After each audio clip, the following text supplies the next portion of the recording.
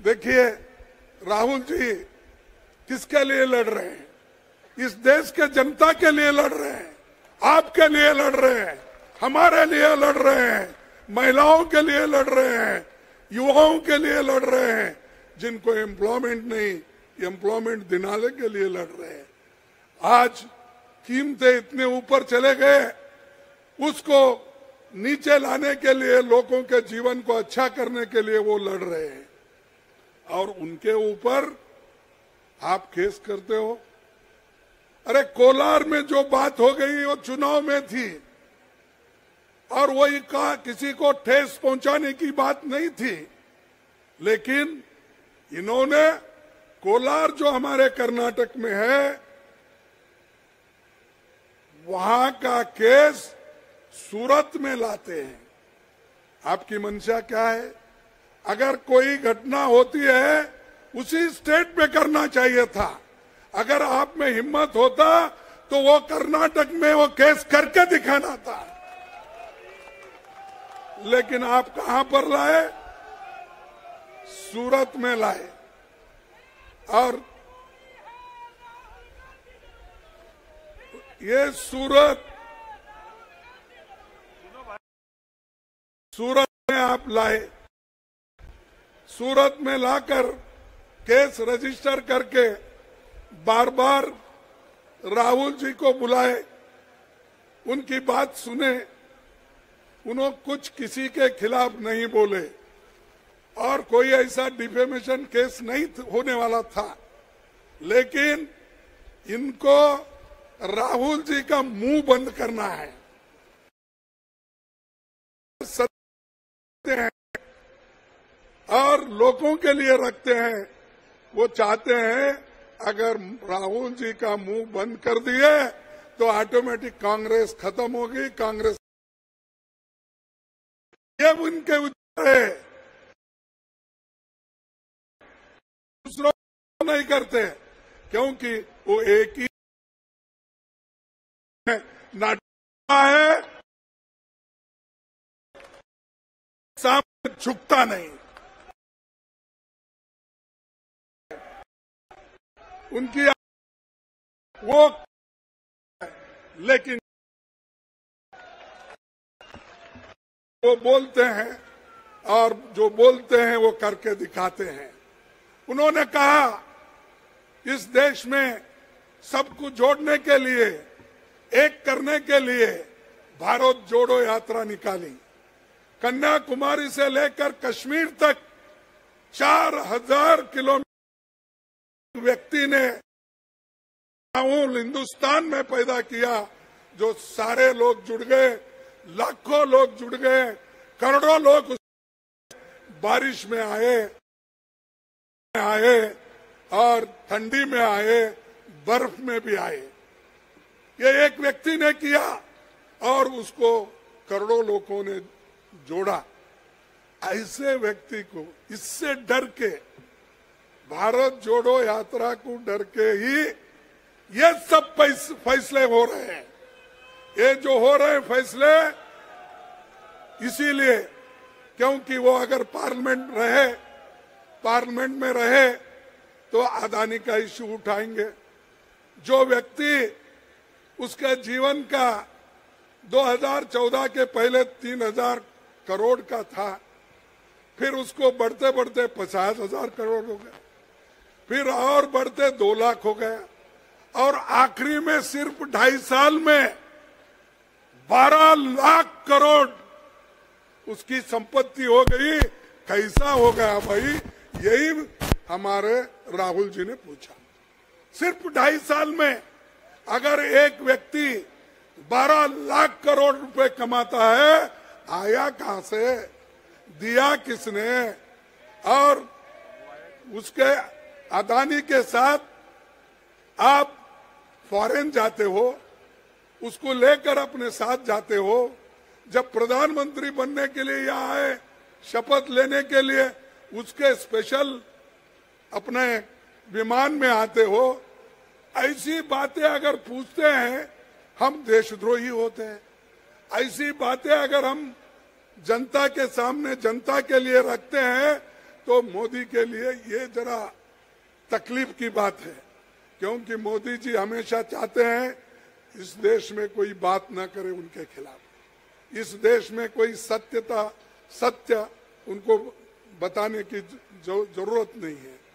तो इसीलिए राहुल जी एक बात कहे, मैं तो किसको डरूंगा नहीं और सत्य से चलूंगा, गांधी जी के मार्ग पे चलूंगा और अहिंसा से लड़ूंगा। मैं अहिंसा के तरीके से लड़ूंगा, कहीं मार्चो किसी को डराना धमकाना का कोशिश नहीं है। लेकिन मैं एक बात पूछना चाहता हूं, राहुल जी चुनाव में जो भाषण किए उसका अब 2-3 साल के बाद ये हो रहा है। ऐसे कितने भाषण मोदी ने किया? मोदी ने तो इतने गलत लफ्ज गांधी फैमिली के खिलाफ किया, दूसरा कांग्रेस के खिलाफ किया, और वो आदमी खुद उसको तो डिफेमेशन केस में डालकर अब तक शिक्षा देना चाहिए था। लेकिन हमारे देश के लोग बड़े लिबरल है कि बोले चलो एक आदमी बोलता है तो उसको इग्नोर करो।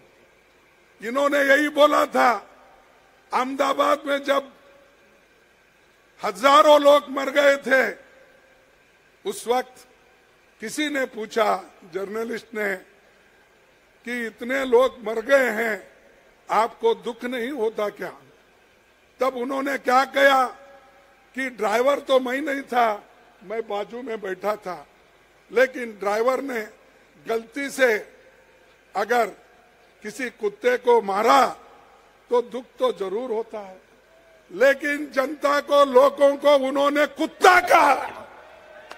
और ऐसा आदमी आज ओबीसी की बात करता है। अरे भाई, आप तो नीरव मोदी ओबीसी है, हाँ, मेहुल चौकसी ओबीसी है, ललित मोदी ओबीसी है।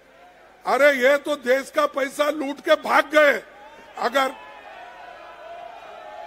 हम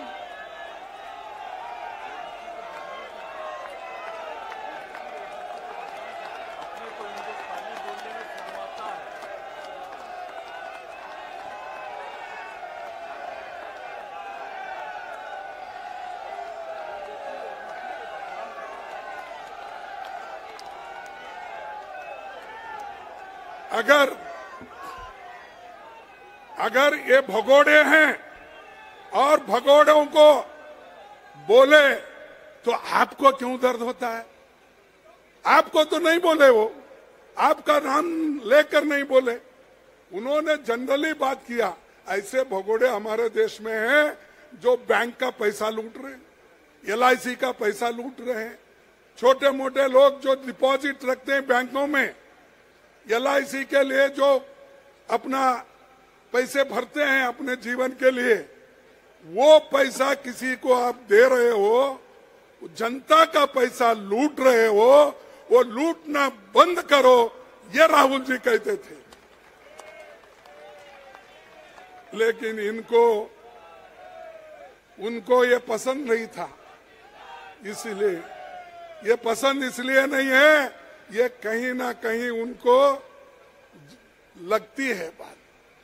अरे भाई, अगर आप देशभक्त हो, देश के लिए इतना आपके पास बहुत, उसके बारे में आप बहुत ही चिंता करते हो, तो ऐसे लोगों को क्यों शिक्षा नहीं देते?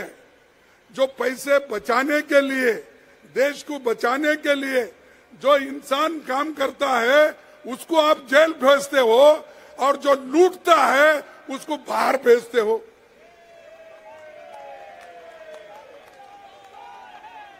तो इसलिए भाइयों, सिर्फ हम लोगों के लिए नहीं, सारे देश के लिए, और सारे देश में डेमोक्रेसी कायम रखने के लिए, लोकतंत्र कायम रखने के लिए हमको लड़ना है।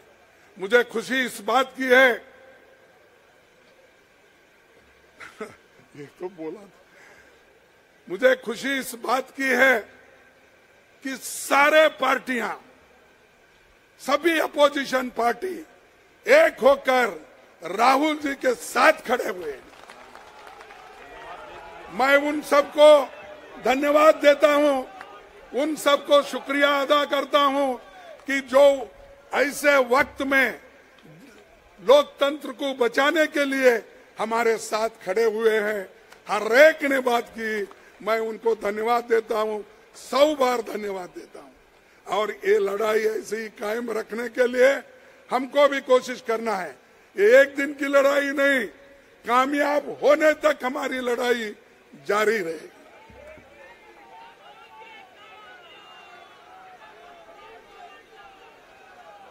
तो हमने एक बार ये बात कही थी, कल फिर मेरे बारे में मोदी जी ने जाके कर्नाटक में कुछ कहा है, लेकिन मैं उसका उत्तर यहां नहीं देता, फिर कर्नाटक में जाके ही दूंगा। लेकिन मोदी जी और शाह, ये ईडी वाले हैं, सीबीआई वाले हैं, इनको तो जनता से डेमोक्रेटिक तरीके से लड़ना नहीं आता, वो दबा के सबको कुचल के लड़ना चाहते हैं। तो मैं एक बात कहूंगा, खूब करो मोदी जी कोशिश हमें मिट्टी में दबाने की, खूब करो मोदी जी हमें मिट्टी में दबाने की, लेकिन आपको नहीं मालूम हम बीज हैं, बार बार उगते रहते हैं।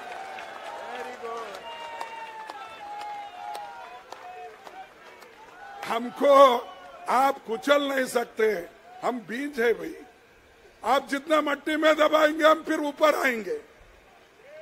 तो ये उनकी एक ये है, क्या है कि ऐसा हम करते गए, सताते गए, राहुल जी को डिस्क्वालीफाई करे। अरे डिस्क्वालीफाई जनता करने दो ना, तुम क्यों क्योंकि तुम्हारे खिलाफ तो नहीं बोल रहे, देश को बचाने के लिए बोल रहे, चोरों के खिलाफ बोल रहे, फिर चोरों का साथ क्यों दे रहे आप? लूटने वालों का साथ क्यों दे रहे, लुटेरों का साथ क्यों दे रहे, फाइट करने वाले लोग उनका साथ क्यों दे रहे?